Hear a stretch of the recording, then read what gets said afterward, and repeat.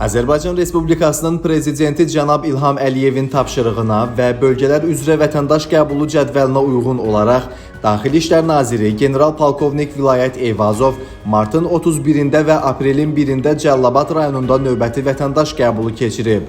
Nazir əvvəlcə Cəlilabad rayonunda ümummilli lider Heydər Əliyevin abidəsini ziyarət edərək əziz xatirəsini dərin hörmət və ehtiramla yad edib. Daha sonra polis şöbəsinin inzibati binasında Cəlilabad, Biləsuvar, Cəbrayıl, Salyan və Neftçala rayonlarından, eləcə də digər bölgələrdən qəbula gələn 356 vətəndaşın müxtəlif məsələlərlə bağlı müraciətləri dinlənilib.